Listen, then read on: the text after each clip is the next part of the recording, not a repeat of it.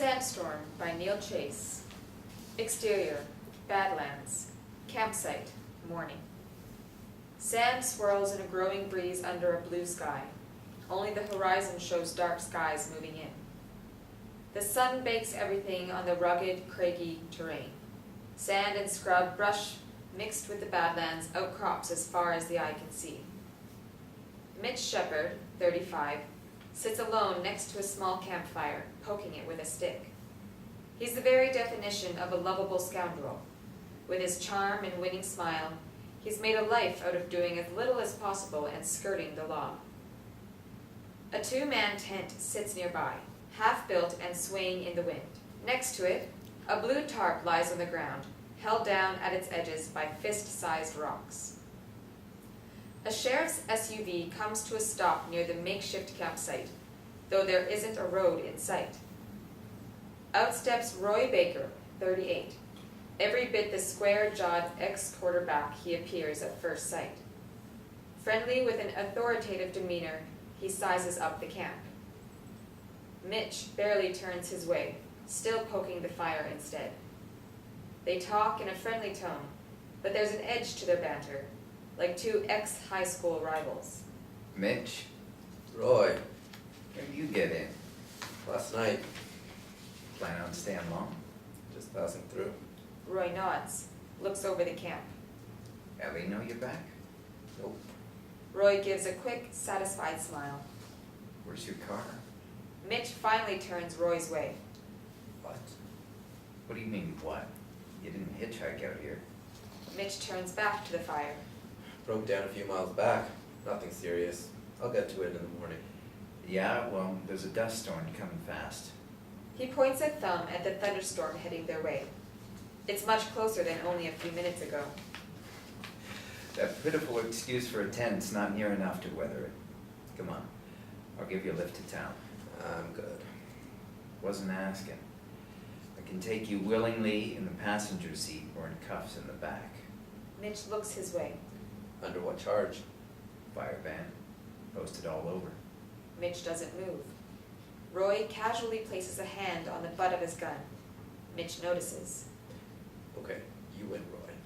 Mitch gets to his feet, grabs a military surplus metal spade. That's Sheriff Baker to you. Right. Mitch shovels sand onto the small fire, putting it out. Satisfied, Roy turns to go to the SUV when he stops to look at the camp again. What's under the tarp? Hmm? The tarp, Mitch. What's under it? That's Mr. Shepard to you. And nothing much. Mitch plants the spade.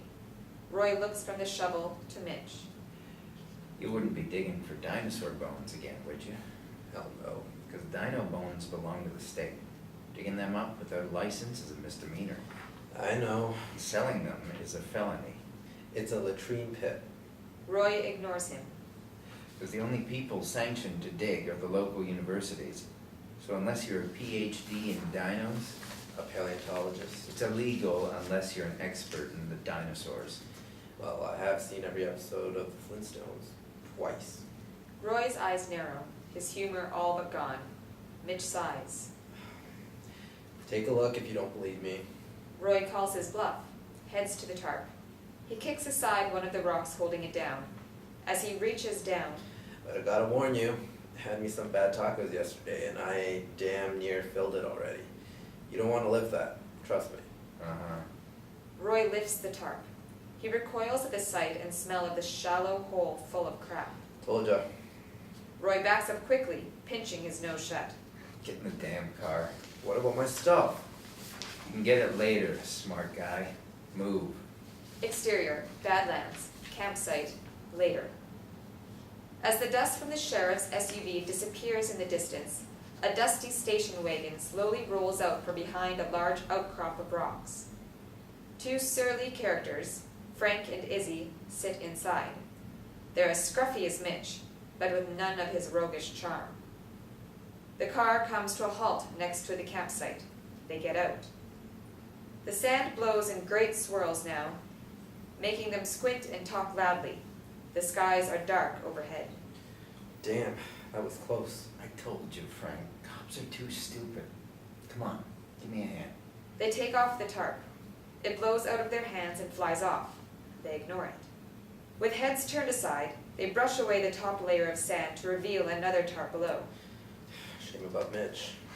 Yeah, a two-way split instead of three, real shame. Laughing, they carefully lift the second tarp, full of feces. The wind blows harder by the second, making them spill some. Cursing, they toss it aside to reveal underneath dinosaur bones half buried in the freshly dug hole. What kind of bones are these anyway? Moneysaurus Rex. That's a terrible joke. Yeah, but it's true. The sand drives hard, stinging their faces. Frank puts a hand to shield himself in a useless gesture. This storm's getting bad, Izzy. We should get cover. Not till I dig up that head. We can come back for the rest. Lightning cracks overhead. Thunder follows almost instantly. The air is full of static electricity. The air crackles. What kind of storm is this? It's just a little sand. Unbelieving, but driven by greed, Frank nods. Let's hurry. Izzy grabs the metal spade Mitch planted. The moment he plucks it from the ground, boom! A bolt of electricity blows him back 20 feet like a rag doll. Izzy! The smoke curling from the lifeless body is blown away by the relentlessly blowing sand. Panicked, Frank bolts for the station wagon. The wind only gets stronger. The car is almost invisible, even though it's only feet away. With arms over his face, Frank plows to the car. He barely makes it. Tries to open the door. It's locked. Turns back towards Izzy. The dead man has the keys. Frank yells at him in desperate panic. Why'd you lock it, you jerk? The sand tears his clothing to shreds, bites into his flesh. He tries to get to Izzy, but only makes it a few steps. The sand is so severe, it strips the clothing and flesh off his bones in seconds. He's sandblasted to death. Exterior, Dixon, morning. The sheriff's SUV passes a billboard next to the single-lane highway that reads, "Welcome to Dixon, Utah's gateway to the past." The billboard has a cartoon picture of a cowboy riding a dinosaur, both with friendly grins and waving hello. The skies leading into the city are clear, but as the SUV passes, the skies from where it came are dark and stormy.